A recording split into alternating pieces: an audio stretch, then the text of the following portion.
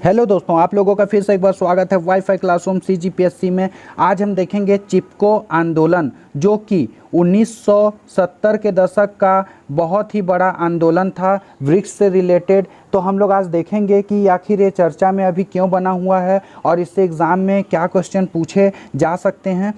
तो आप लोग लास्ट तक इस वीडियो से जुड़े रहिए, क्योंकि इसमें हम लोग चिपको आंदोलन के इतिहास, कारण, महिलाओं की स्थिति, उनकी मांगें और सरकार की जो प्रतिक्रिया है उससे संबंधित आज सारी जानकारी इस वीडियो में देखेंगे। तो आप लोग लास्ट तक जुड़े रहिए और जो भी इस चैनल में नया है कृपया करके सब्सक्राइब कर दीजिए, साथ में बेल आइकन को दबा दीजिए।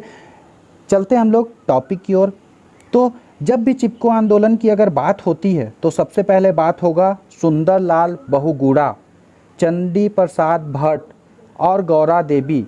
ये जो तीन नायक हैं, ये तीन नायक की हमेशा से बात होगी, क्योंकि यही तीनों नायकों के कारण ही ये जो चिपको आंदोलन था वो पूरी तरीके से सफल हो पाया था। सरकार को झुकना पड़ा था, ठेकेदारों को झुकना पड़ा था, जिसके कारण वृक्षों की कटाई रुकी थी। तो हम लोग आगे देखते हैं कि आखिर कैसे हुआ था और आखिर वर्तमान में चर्चा का विषय क्यों है। तो वर्तमान में चर्चा का विषय इसलिए है कि ये जो सुंदरलाल बहुगुणा जी हैं, इनकी मृत्यु हो गई है अभी 21 मई 2021 को इनकी मृत्यु हुई है। और इनका जो जन्म हुआ था वो 9 जनवरी 1927 को उत्तराखंड में इनका जन्म हुआ था। सिलियारा एक जगह है वहाँ पे। और इनकी मृत्यु की अगर बात करें तो ऋषिकेश में हॉस्पिटल में इनकी मृत्यु हुई है। और इनकी पत्नी का नाम जो है वो बिमला नौटियाल है। ये एक भारतीय नागरिक थे। साथ में इन्हें बहुत सारे नामों से जाना जाता था, गांधीवादी नाम से, पर्यावरणविद, सामाजिक कार्यकर्ता के रूप में, क्योंकि ये गांधीवादी विचारधारा को लेकर आगे बढ़ रहे थे, शांतिपूर्ण ढंग से हर आंदोलन को आगे लेकर जा रहे थे, एक प्रणेता के रूप में काम कर रहे थे चिपको आंदोलन में। इन्हें सरकार द्वारा बहुत से इनाम भी दिए गए हैं। तो इनकी मृत्यु ही अभी चर्चा का विषय बना हुआ है। एग्ज़ाम में इससे बहुत सारे क्वेश्चन पूछे जा सकते हैं, इसलिए आप लोग ध्यान दीजिएगा इन चीज़ों को। यहाँ आप लोग देख सकते हैं कि ये सुंदरलाल जी जो बहुगुणा हैं, चिपको आंदोलन के प्रणेता के रूप में लोगों को जोड़ रहे थे, लोगों को बता रहे थे, वन के बारे में बता रहे थे कि आखिर वनों से हमें क्या फ़ायदा है, क्या लाभ है, या फिर जो वनवासी जनजाति हैं उन लोग वन के प्रति क्या है उनका, वो सब चीज़ों को लोगों को बता के और फिर लोगों को आपस में जोड़ रहे थे। ये सब चीज़ों को देखते हुए उन्हें पद्मश्री, पद्म विभूषण, राष्ट्रीय एकता पुरस्कार, राइट लाइवलीहुड पुरस्कार, चिपको आंदोलन के लिए जमनालाल बजाज पुरस्कार, सामाजिक विज्ञान के डॉक्टर की मानद उपाधि, ये सब चीज़ें जो है वो सब दी गई। और ये जो मानद उपाधि दी गई वो आईआईटी जो रुड़की है उसके द्वारा दी गई थी। तो बहुत सारे पुरस्कार इन्हें दिए गए हैं इनके काम के कारण, क्योंकि इन लोगों ने अपनी जान की परवाह किए बिना ही चिपको आंदोलन में एक नायक की तरह उभर कर सामने आए, लोगों को जोड़ा। सरकार को झुकाने में इन लोगों का बहुत बड़ा हाथ था, सरकार को भी पीछे हटना पड़ा था। तो ये सब चीज़ों को आप ध्यान दीजिएगा कि इन्हें पद्म विभूषण भी मिल चुका है। उनकी जो मौत का कारण था वो बताया जा रहा है कि उन्हें कोविड-19 हो गया था, जिसके कारण उनका निधन हो गया था। और पर्यावरण के लिए समर्पित योद्धा के रूप में भी यह जाने जाते हैं सुंदरलाल बहुगुणा। इन्होंने अपनी पत्नी के साथ मिलकर पर्वतीय नवजीवन मंडल की स्थापना भी किया था 1965-70 के बीच में। 1971 में मतलब शराबबंदी के लिए भी इन्होंने बहुत ही आगे कदम उठाए। वृक्ष मित्र के नाम से भी ये प्रसिद्ध थे और इन्होंने घोषणा वाक्य भी दिया जो चिपको आंदोलन है उसके लिए। इन्हें अमेरिका के द्वारा फ्रेंड ऑफ नेचर नामक संस्था से पुरस्कृत भी किया गया 1980 के दशक में। इसमें हम लोग आगे चलते हैं तो देखते हैं कि जो चिपको आंदोलन के कारण और इतिहास, तो इसके हम लोग पहले कारण को देखते हैं। तो कारण को हम लोग देखते हैं तो पता चलता है कि ये चिपको आंदोलन की उत्पत्ति का सबसे मेन कारण था कि वृक्षों की कटाई। ये जो वृक्षों की कटाई थी वही सबसे मेन मुद्दा बना। उसका मेन मुद्दा भी ये था कि जो वन विभाग और ठेकेदार थे उन लोगों ने अपना गठबंधन करके इलाहाबाद की एक साइमंड कंपनी थी, उसको क्या है कि गोपेश्वर के पास एक मंडल नाम का वन था, वहाँ अंगू पेड़ काटने की इजाज़त दे दी गई थी। ये जो अंगू पेड़ था इसकी लकड़ी बहुत ही मजबूत होती है, हल्की होती है, जिसका उपयोग कि बैट बनाने में या फिर टेनिस बनाने में या फिर ऐसे बहुत सारे काम में उसके किए जाते हैं, जिसके द्वारा सरकार द्वारा इजाज़त दे दी गई थी। और वही जो गांव के लोग रहते थे, जो वनवासी थे, जो वहाँ पहाड़ी क्षेत्रों में रहते थे, उन्हें उन चीज़ों को छूने की भी इजाज़त नहीं थी। और सब पेड़ों को काट कर लगभग 2500 पेड़ों को काट कर वहाँ साइमन जो कंपनी थी उस कंपनी को भेजना था। तो इसी पे जो वहाँ के ग्राम के लोग थे या वहाँ के स्वराज्य के लोग थे, उन लोग उस पे आपत्ति जताने लगे, सब इस पे आंदोलन छिड़ गया। तो वही एक चिपको आंदोलन का कहलाया, क्योंकि लोग क्या हुआ कि पेड़ को पकड़ पकड़ के खड़े हो गए, कहने लगे पहले हमें काटो उसके बाद पेड़ को काटो। तो ऐसी भयावह स्थिति आ गई कि लोग सोचने पर मजबूर हो गए कि आखिर करे तो करे क्या। तो उस बीच क्या हुआ कि यही बढ़ता जा रहा था, सरकार भी बहुत ज़्यादा परेशान हो गई। इसमें जुलूस निकाले गए विद्यार्थियों के द्वारा इसके विरोध में। वहाँ की जो रैनी जंगल की कटाई थी वहाँ भी जुलूस निकाले गए, ये सब जुलूस निकाले गए। लेकिन सबसे बड़ा मेन मुद्दा यहाँ पास ये है कि जो ये जुलूस निकाले गए, तो ये जुलूस आखिर किस चीज़ से प्रेरित होकर इन लोगों में इतना साहस और शक्ति आया कि ये चिपको आंदोलन का एक बड़ा रूप ले लिया, जो कि पेड़ को पकड़ कर खड़े होने लगे जान की परवाह किए बिना कि पहले हमें मारो उसके बाद ही पेड़ कट सकते हैं। तो ये स्थिति आखिर कैसे बनी, किससे प्रेरित होकर, तो उस बारे में हम लोग जानते हैं। तो हम लोगों को इतिहास में जाना पड़ेगा। ये थी चिपको जो आंदोलन है 1970 के दशक की घटना। लेकिन हम लोगों को और पीछे जाना पड़ेगा, कब? 1730 में हम लोग जाएंगे तो पता चलेगा कि चिपको आंदोलन का ही एक रूप जो हुआ था आंदोलन, जिसे खेजड़ी आंदोलन कहा गया था। तो ये खेजड़ी आंदोलन क्या था? तो ये खेजड़ी आंदोलन राजस्थान का एक जगह है खेजड़ी, यहाँ पर से आंदोलन हुआ था 1730 ईस्वी में। 1730 ईस्वी में हुआ था। इसकी जो नायिका थी वो थी अमृता देवी बिश्नोई। अमृता देवी बिश्नोई और महाराजा अभय सिंह। ये जो महाराजा अभय सिंह थे, उन्हें वहाँ अपने महल को और भव्य बनाने के लिए और भी ज़्यादा मात्रा में लकड़ियों की ज़रूरत पड़ने लगी। तो वो लकड़ियों को पूरा करने के लिए उन्होंने ये खेजड़ी जो जगह है, वहाँ वन संपदा की मात्रा ज़्यादा थी, तो वहाँ से कटवा कर अपने महल मंगाने लगे। तो उसी को देखते हुए जो अमृता बिश्नोई थी, ये अमृता बिश्नोई ने क्या किया कि पेड़ को पकड़कर खड़ी हो गई और कहा कि मुझे मार दो, उसके बाद ही पेड़ कटेंगे। ऐसे करके पूरा बढ़ता गया मुद्दा। महाराज को पता चला कि ऐसी ऐसी बात है, तो महाराज ने भी घमंड और गुस्से में आकर कह दिया कि ठीक है, पेड़ तो चाहिए ही, चाहे किसी का भी गला काटना पड़े। तो उसमें अपने सैनिकों को भेजकर ये जो अमृता देवी था, इसका गला कटवा दिया गया। फिर उनकी जो बेटी आए, उनकी 3 बेटियां थी, वो 3 बेटियां आए, 3 बेटियों का भी गला कटवा दिया गया था। उसके बाद यही जो रूप था बढ़ता गया, क्योंकि वहाँ जो और भी बिश्नोई समाज के लोग थे, तो जो पेड़ पौधे थे उन लोगों को वो अपने भगवान की तरह पूजते थे, इसीलिए उनका देवी देवता के रूप में उनका आदर सत्कार किया जाता था पेड़ पौधा का, बिश्नोई जो समाज थे उनके द्वारा। उसके बाद क्या हुआ कि जो 363 बलिदान की कहानी, तो जब ये 3 लोग को मार दिया गया, काट दिया गया गला, तो वहाँ के गांव से 363 से भी ज़्यादा, लगभग 363 से भी ज़्यादा लोग आकर खड़े हो गए एक एक पेड़ को पकड़कर, और फिर कहने लगे कि हमें मारो उसके बाद ही पेड़ काटो। तो राजा एकदम क्रूरता का अपना परिचय देते हुए क्या किया कि वह उन लोगों के भी गले धड़ से अलग करवा दिया। राजा का कहना यह था कि मुझे पेड़ चाहिए, उसके लिए कितनों के भी गले काटने पड़े, काट दो। ऐसे करके अगर मेरे आदेश का बहिष्कार किया जा रहा है या उल्लंघन किया जा रहा है, तो वैसे लोगों को जीने का कोई हक नहीं है, ऐसा राजा कहा। और फिर 363 जो है बलिदान की कहानी यहाँ से बन गई। तो ये बनाने वाला कौन था? तो महाराजा अभय सिंह। महाराजा अभय सिंह के कारण ये स्थिति उत्पन्न हुई थी, और इसी से प्रेरित होकर 1970 के दशक में क्या हुआ कि चिपको आंदोलन की उत्पत्ति हुई। तो ये जो चिपको आंदोलन था उसकी तो उत्पत्ति हुई यहाँ पास इसी से प्रेरणा लेकर, इसी से हिम्मत, लेकिन इन लोगों ने अपनी जान की परवाह किए बिना ही इस आंदोलन में लोग कूदने लगे।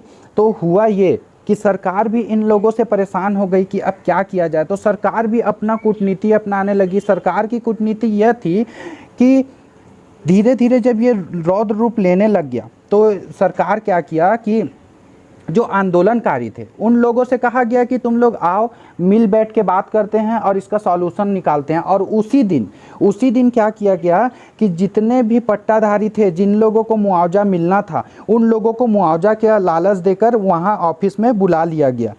इतने लोगों का भी भूमि अधिग्रहण किया गया था, उन लोगों के लिए मुआवजा देने के बहाने बुला लिया गया और इधर आंदोलनकारियों को भी बुला लिया गया। फिर हुआ ये कि गांव खाली हो गया, वहाँ एक भी मतलब आदमी नहीं बचे, केवल औरतें बच्चे बस यही बच के रह गए। तो सरकार ये सोची या वन विभाग वाले ये सोचे कि जब वहाँ से निकल जाएंगे तो आंदोलन कौन करेगा, तब तक उसी बीच में हम लोग घुस के पूरा वहाँ का पेड़ साफ कर देंगे, काट देंगे। ऐसे ठेकेदार लोग भी लोगों को हड़का के धमका के। तो उसी बीच कौन आई, तो गौरा देवी आई। गौरा देवी कब आई, 26 मार्च को, 26 मार्च 1974 को। ध्यान दीजिएगा, पर्यावरण आंदोलन की नींव रखी स्वतंत्र भारत में, पर्यावरण आंदोलन की।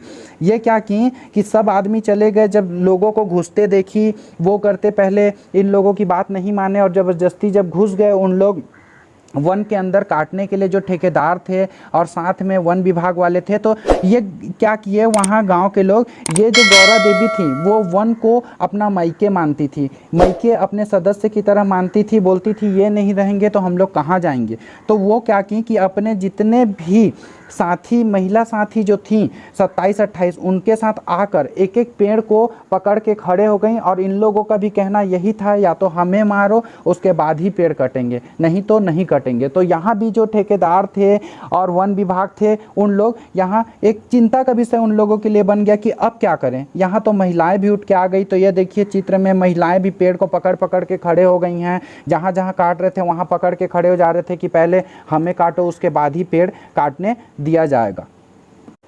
तो अब हम लोग इसके आगे देखते हैं कि इसमें जो घोषणा वाक्य थे, घोषणा वाक्य को जानते हैं, फिर विस्तार से देखते हैं कि जो महिलाओं की स्थिति, तो महिलाओं की स्थिति के बारे में हम लोग इस पे चर्चा करते हैं। तो इसमें जो चिपको आंदोलन का घोषणा वाक्य था जो सुंदरलाल बहुगुणा जी द्वारा दिया गया था, वो क्या था, क्या है जंगल के उपकार, मिट्टी पानी और बयार, मिट्टी पानी और बयार जिंदा रहने के आधार। मतलब इन लोगों का कहना था कि सब कुछ पेड़ पौधे ही हैं, इनके अलावा और कुछ भी नहीं है। तो ये था घोषणा वाक्य। अगर किसी भी शॉर्ट नोट्स या लॉन्ग नोट्स आता है लिखने तो आप लोग ये पॉइंट को ज़रूर लिखिएगा, एक अलग ही इम्प्रेशन पड़ेगा चेकर के पास।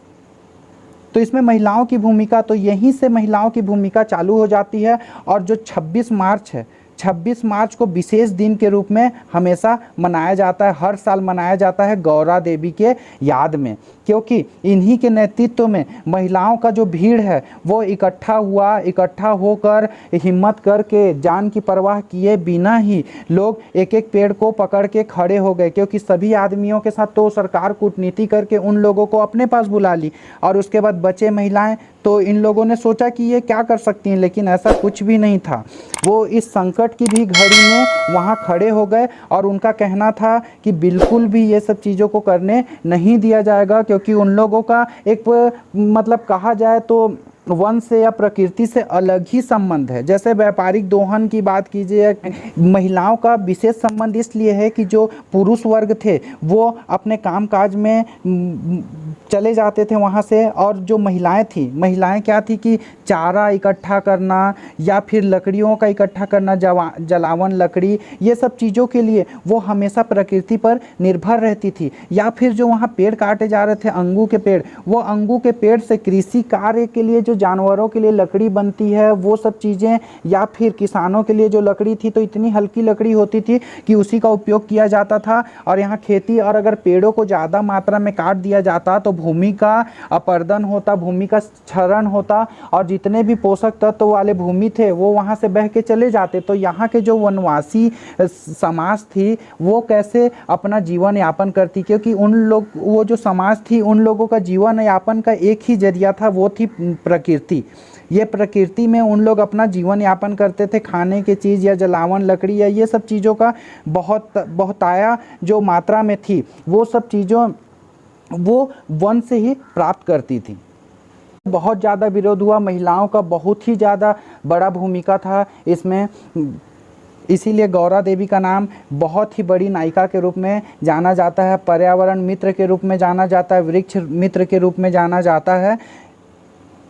उसके बाद हम लोग देखते हैं कि जो आंदोलनकारी थे उन लोगों की आखिर मांगे क्या थी। तो उन लोगों की सबसे शुरू में तो ये मांग थी कि जो ठेकेदारी प्रथा है उसको समाप्त कर दिया जाए। वनवासियों का शोषण हो रहा है, जो वनवासी थे उन लोगों का शोषण इसलिए हो रहा था क्योंकि उनको छूने तक नहीं दिया जा रहा था, यहाँ तक कि वन में घुसने भी नहीं दिया जा रहा था। तो ज़रूरत की चीज़ें लाना तो दूर की बात है, सब चीज़ों को वन बंदोबस्त और स्थानीय जो छोटे उद्योगों को रियायती कीमत पे उपलब्ध हो जाती थी, वहाँ की लकड़ियाँ, वहाँ की हर चीज़ें, और वहाँ के जो वनवासी समाज थे उन लोग उन चीज़ों को देखते रह जाते थे। तो इसीलिए कहा जा रहा था कि पेड़ों की कटाई हम लोग नहीं होने देंगे, चाहे कुछ भी हो जाए, चाहे हमारी जान भी क्यों ना चली जाए, लेकिन हम लोग पेड़ की कटाई को नहीं होने देंगे, क्योंकि इससे पर्यावरण पे बहुत ही इफेक्ट पड़ता है। साथ में अर्थव्यवस्था, सामाजिक तौर पे हर चीज़ों में पर्यावरण का बहुत ही महत्व है, वनों का बहुत ही महत्व है।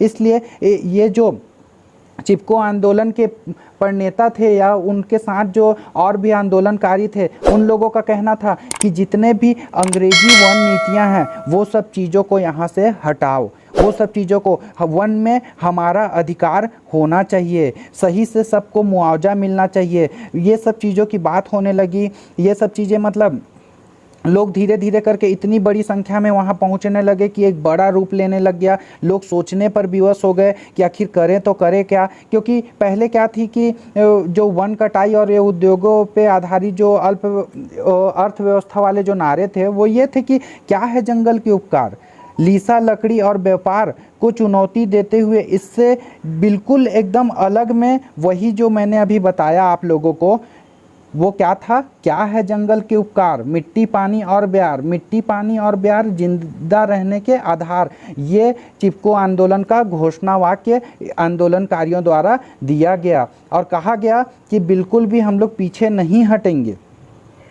तो उसके बाद सरकार की यह प्रतिक्रिया हुई। उस टाइम इंदिरा गांधी की सरकार थी। फिर इंदिरा गांधी ने एक समिति बुलाई। उस समिति में जो पूर्व न्यायाधीश थे उन लोग अध्यक्ष बने और उन लोगों को जांच करने के लिए कहा गया। जब जांच किया गया तो उन लोग पाए कि हाँ, जो ये वनवासी कह रहे हैं वो सही कह रहे हैं। ऐसे ये प्रकृति के खिलाफ है और ये उन लोगों के भी खिलाफ है जो वहाँ के स्थानीय हैं। तो ये सब चीज़ों को देखते हुए जब कहीं भी दाल नहीं गला तो लाश न पड़ा और 15 साल के लिए वनों की कटाई पे, जितने भी पहाड़ी क्षेत्र थे वो सब की कटाई पे रोक लगा दिया गया। और उसके बाद जो चिपको आंदोलन था वो पूरी तरह सफल हुआ। और ये चिपको आंदोलन को देखते हुए ही कई तरह के आंदोलन जैसे ओपिको आंदोलन, ऐसे ऐसे और भी बहुत सारे आंदोलन थे जो ये चिपको आंदोलन से प्रेरित होकर अपना कार्य किए और सफल भी हुए। जिस तरीके से यह चिपको आंदोलन सफल हुआ, तो यह एक बहुत ही बहादुर और वीर थे जिन लोगों ने यह भूमिका निभाई, जिन लोगों ने मतलब अपनी जान की परवाह किए बिना भी इस आंदोलन में कूद पड़े। उन लोगों को तहे दिल से धन्यवाद जो प्रकृति की इतना रक्षा करने के लिए आगे आए।